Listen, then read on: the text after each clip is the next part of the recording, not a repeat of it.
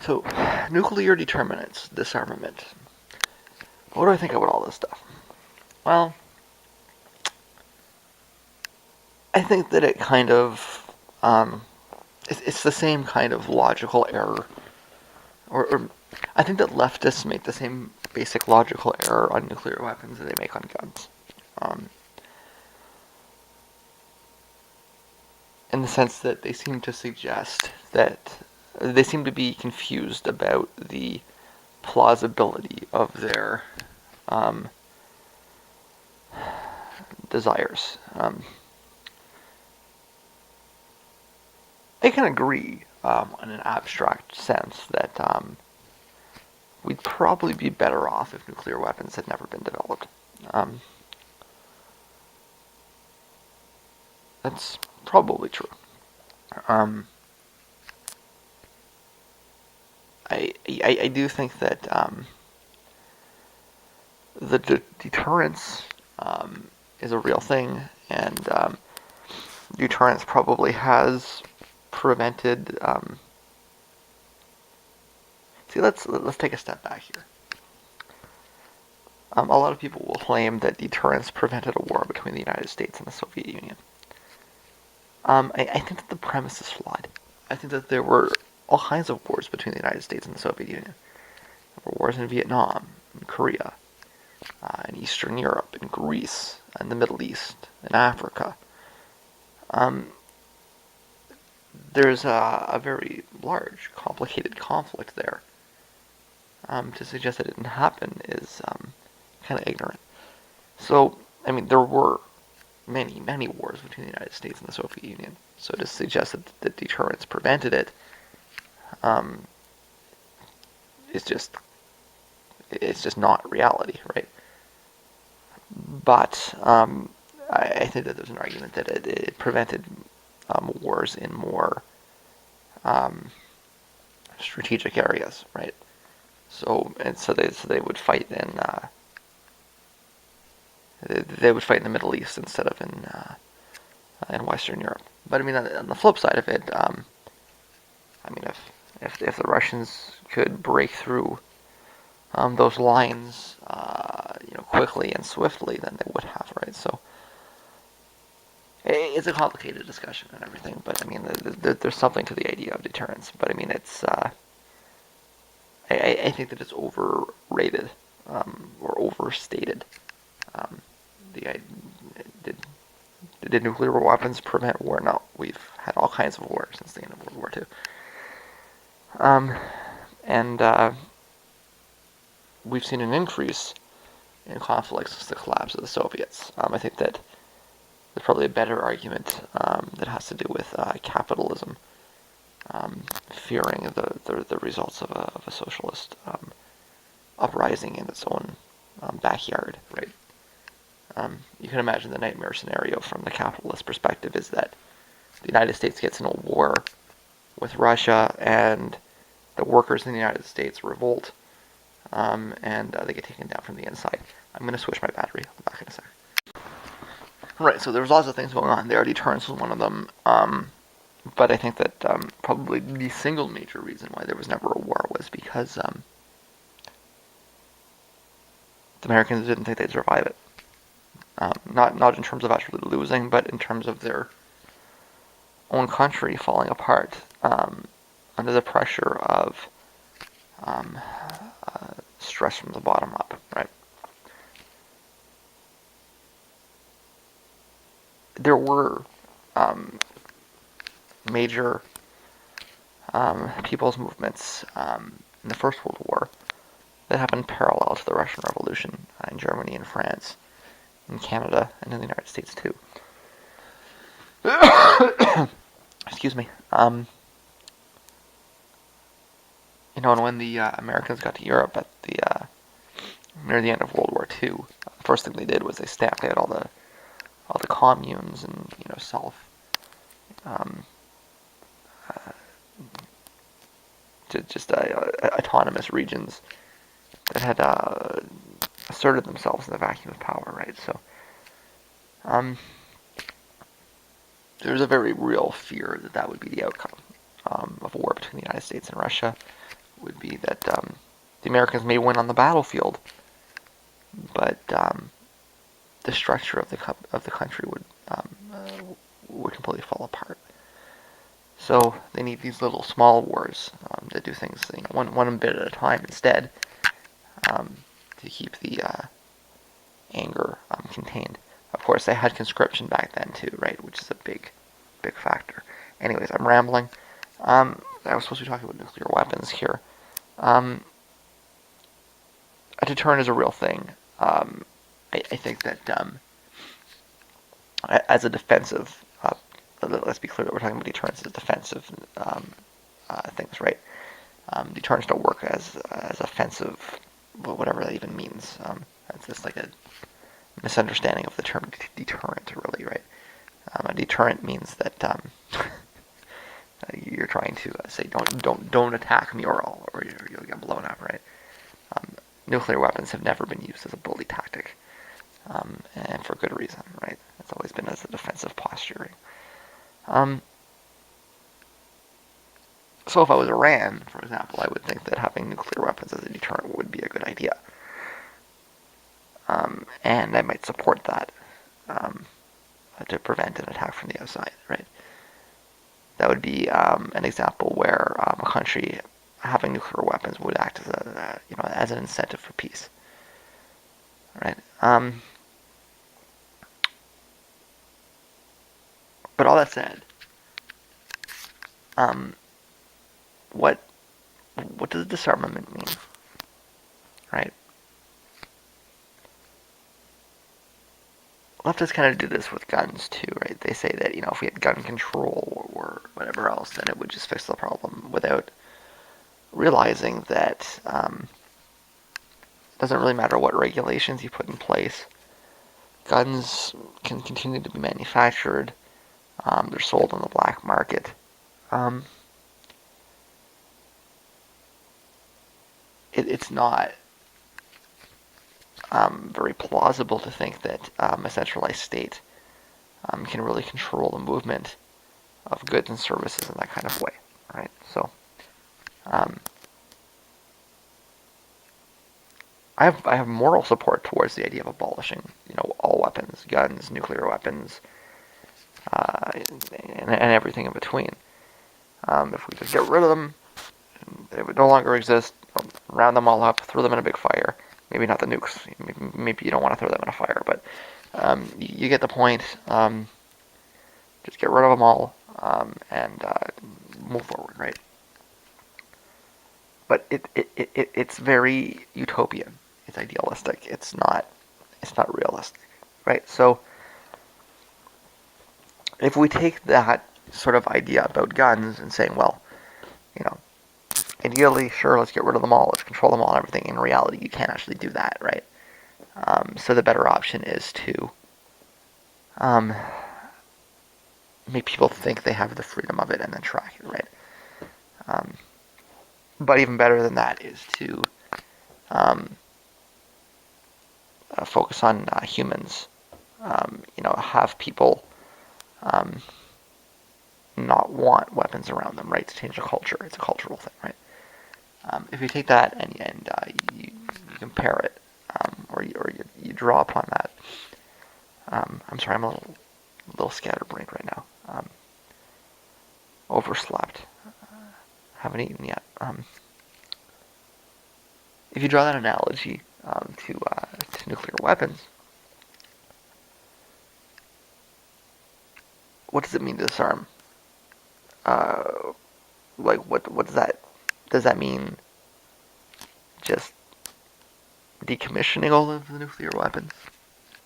Because if that's the case, then the technology still exists and they can be rebuilt fairly quickly. So does that mean burning the science that got us there?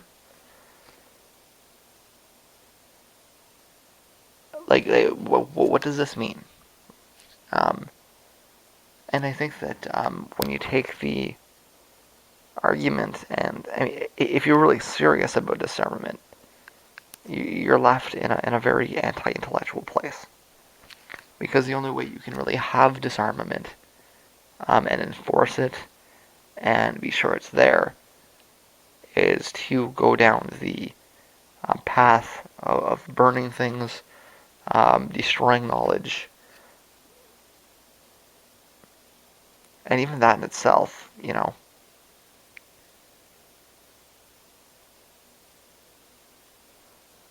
things. I mean, how could you even destroy knowledge in 2016? With the mass amounts of printed materials scattered all over the world in millions of libraries. You've got the internet, distributed. Like, how is that?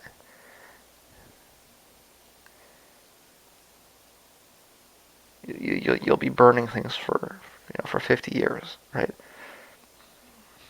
And you think we'd have the sense to stop at some point then, right? So it's you're left with the conclusion that disarmament is actually just a strategic disadvantage.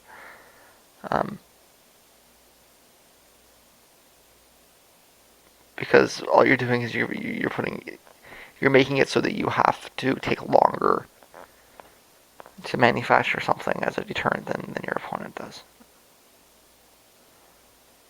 Right? And all you're doing is removing it. So, what's the better way to reduce the threat of nuclear weapons? Well, if we acknowledge that you can't go back in time, you can't unlearn things, you can't destroy technology, then what's left is the need to put stronger controls around it, right? That's going to be a bigger issue in Asia than it is here.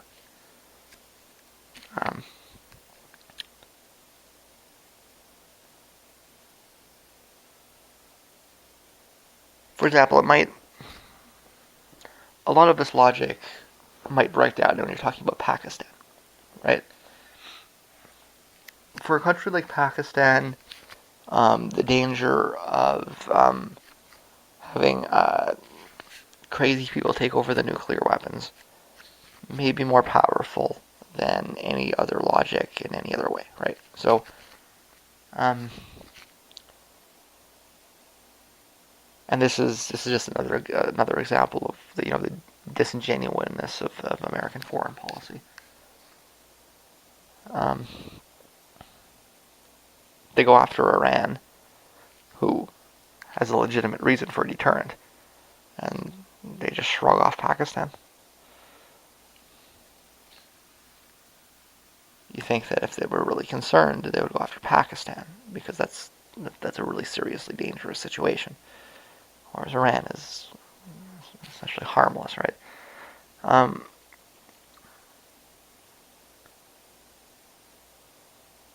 But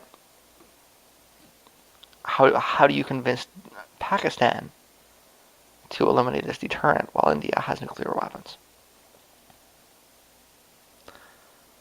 And then how do you? I mean, what are the real reason that India requires nuclear weapons is not concern about Pakistan. Pakistan's an annoyance. It's nobody. The Indians don't really want to fight them.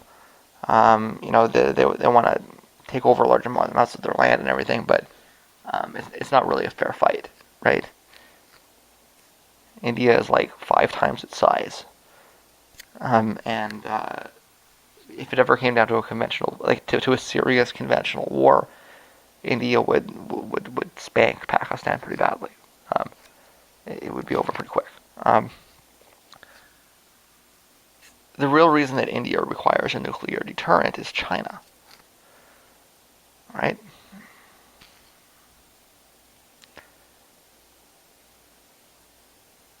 So convincing India to disarm has nothing to do with Pakistan. It has everything to do with China.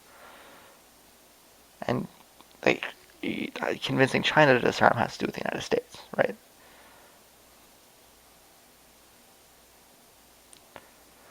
So it does create these kinds of escalations where things start spiraling out of control. It's just arms races, right? This is, so the focus needs to be on ways to, minimize that, make that less of a concern, um, rather than just like getting rid of the technology, right? It's again, I mean, to be clear, I do share the concerns that people have. You know, I would be pro disarmament if I thought it made any sense. It's just it's an irrational position. And so if you want to minimize the effects of dangerous weapons, we don't need to go back 100 years. Undo a hey, if you want to go back to the Dark Ages, the best way to do it is to actually use the nuclear weapons, right? If that is that what you want, right? I mean, you can't undo progress, right? You can't unlearn things. It's ridiculous. So even if you even if you were to dismember all of them, or sorry, to dismantle all of them, the technology is still there. The plans are there. All of the governments will have them, and so like you're not actually accomplishing anything.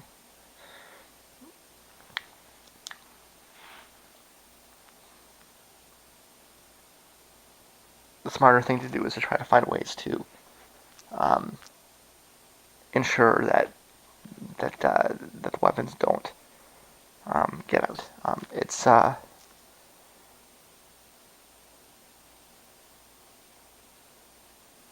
this is a shift in thinking, right? I think that it will probably end up being a generational shift in thinking, right? I think that the left,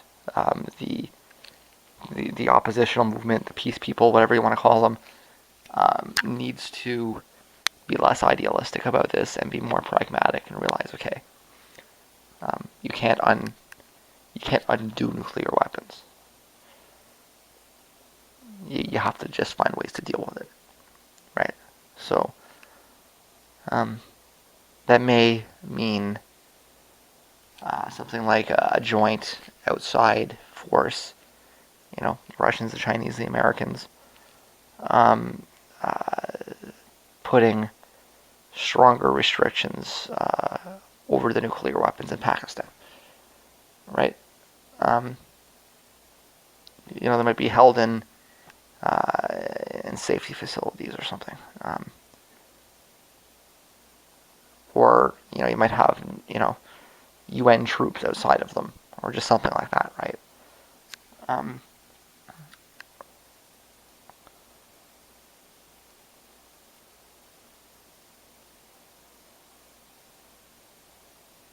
but yeah, it's just not.